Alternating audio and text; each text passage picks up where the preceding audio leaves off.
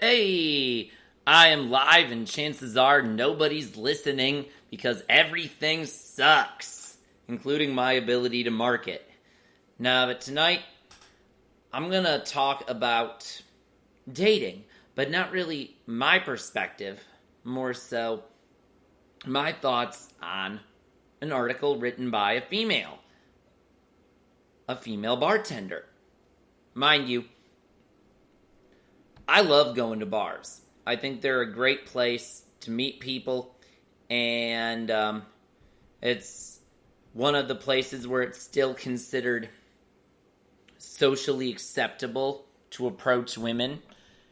You know, they've made it clear in the last decade, a lot of them anyway, all the signals that mean leave them alone. I mean, obviously you shouldn't interrupt someone who's reading a book, but you know, you can't blame a guy for using that as a conversation starter if he thinks someone is pretty. I mean, if he likes the book, I don't know. But this article caught my eye because, well, a couple of reasons. One, I've got a friend, and I used to have more friends who work in the bar industry, and I figure this is interesting because they probably see a lot of people succeed and fail at flirting. I'm sure it happens every day at every bar. They get hit on. They can hit on customers to get better tips. But what I find interesting about this article is she's actually talking about how she flirts too. So the article is on The Cut. And the article is called How to Flirt According to a Bartender. And here's, we'll just get into that. So basically it says that there are not a lot of professions left where being a good flirt is a healthy and celebrated characteristic. But bartenders, well, they still get to have fun if they want to. So, the bartender they profile here is a 35-year-old bisexual bartender in Tribeca. And I guess they felt the need to point out bisexual because I guess this isn't just advice for men. I guess she's using this as advice for women who want men or women. And I'm curious to see if she gives sex-specific advice or if it's all the same. But for the sake of this show, I'm going to be giving a male perspective, kind of like a male response to her points. Because, well, I'm a guy. And while I don't really have an audience yet, I've only had maybe 3 or so views per episode I've done. I have no way of knowing if it's guys, girls, or a mix. So, or if it's 3 non-binary people. You just never know. So, we'll just, but I'm a guy, so we'll call it the male perspective. Number 1. Her tip number 1. Don't give your life story. She says she tries to be low-key alluring, just interesting and conversational enough that someone is curious about you, but still reserved enough that they need to know more. Make them wonder if you're straight or queer. Make them wonder if you're smart or dumb. Make them wonder if you're monogamous or poly. You can show a flash of your true self, of course, but don't reveal too much. Not unless they're invested in you and you are dating. Okay. I'm gonna stop right there. First of all, here's my perspective. I don't need to wonder if someone's straight or not. But at the bare minimum, if someone's going to be flirting with me at the bar, I want to know she likes men. Because if she doesn't like men, then she's not flirting with me. So, I don't, maybe this is just the bisexual perspective because she flirts with men and women. So, but if she's talking to men, the men need to know that you like men. And if you're talking to a woman, you definitely shouldn't want to make them wonder if you're straight. You need to make it clear that you're not if you're flirting with another woman. So I don't understand that point. Make them wonder if you're smart or dumb. So what, don't show off too much intelligence? I don't know. I don't agree with that. And make them wonder if you're monogamous or poly. I feel like that shouldn't even come up in the beginning. Most people are monogamous for one thing. So I feel like that's kind of the default. I feel like poly is in a minority. But basically, don't reveal too much. Okay, so... And then she uses an example. Other night, she was bartending. A guy came in to have a drink before his date, which was at a restaurant nearby. He ordered a beer.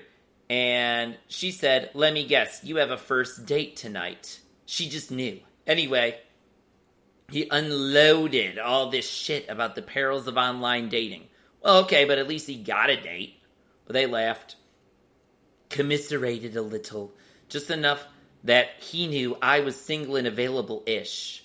But I didn't share anything about myself, really. I intentionally held back. He doesn't need to know that I'm looking to fall in love, that I'm worried about getting older and having kids. Hell no. This approach is the polar opposite of being desperate.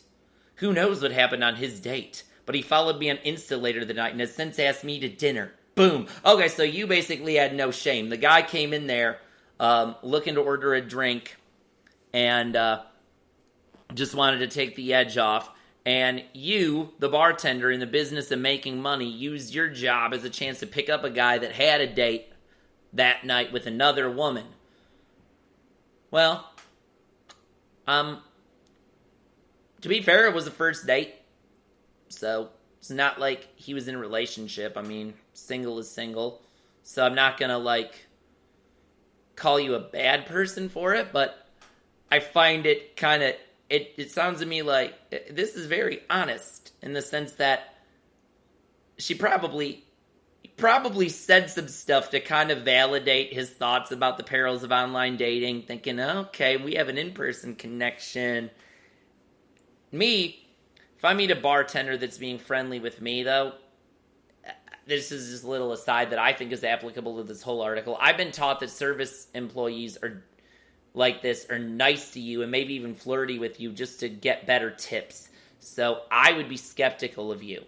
I would be skeptical of a female bartender flirting with me unless she were so direct that she gave me her number or something like that. I'd just assume she was being nice, trying to, get tips.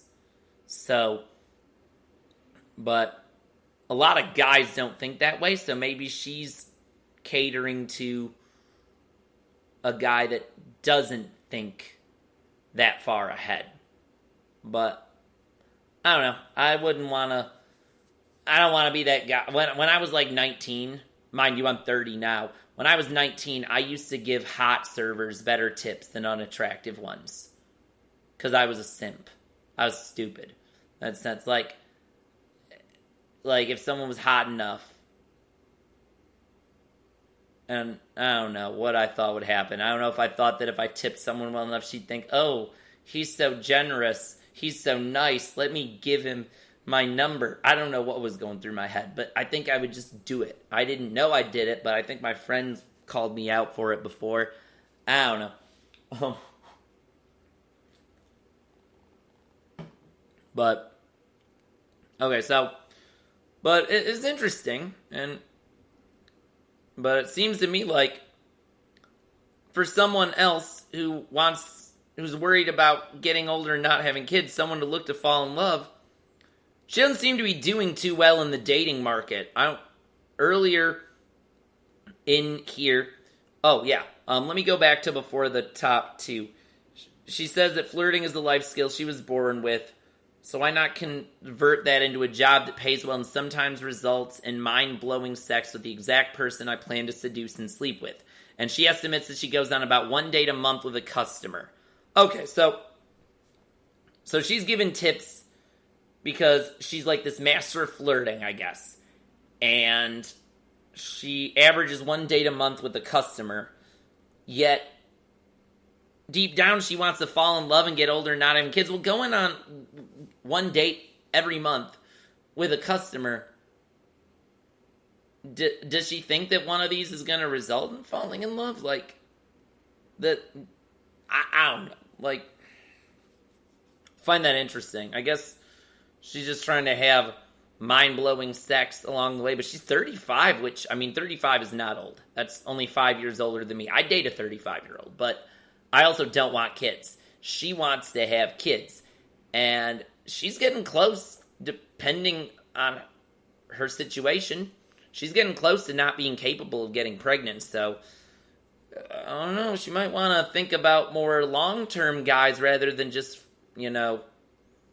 mind-blowing sex. But I don't know. Like, nothing wrong with, having your fun and hooking up until you find the right one. Like, it's not like you gotta be celibate. But, okay, so I'm only allowed to do 15-minute segments at a time before I have to go live again, and there's 6 points in this article, and I just got to point number 1. We got 3 minutes left in the first segment. Here's number 2. Eye contact really works, but make it subtle. So, rule number 1 within that, she says, don't be too aggressive with your eyes. Don't stare. Don't be scary. Let them catch you checking them out, then quickly look away. Just planting a little seed.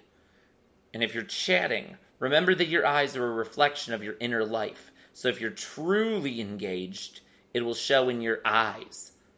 Okay, so, yeah, too much staring makes it seem psycho, but now, if you look away when I look back, I might think you're shy. And I guess if you want a guy who doesn't mind having a shy girl, then that's cool. Me, the whole looking away thing feels like a game. And I don't know if I would like that. But then again, if I like someone enough who I catch checking me out and she quickly looks away, I might not care what her tactics are. I either like her or I don't. So, and I also have to spend a lot of time studying nonverbal communications because I've got AS, formerly known as Asperger's syndrome. That was the official diagnosis for me. So eye contact is hard for me. Nonverbal signals is hard for me. But I've had to learn to adapt because most people aren't going to change the game for a select few such as myself, nor should they. But it is what it is. I'd prefer almost staring. What's scary to most might not be scary to me, though. I'm not your average guy, clearly.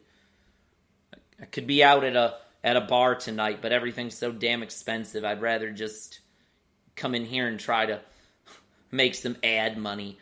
I've made 87 cents so far on the Spreaker platform, but I got to get at least $10 to get paid. So,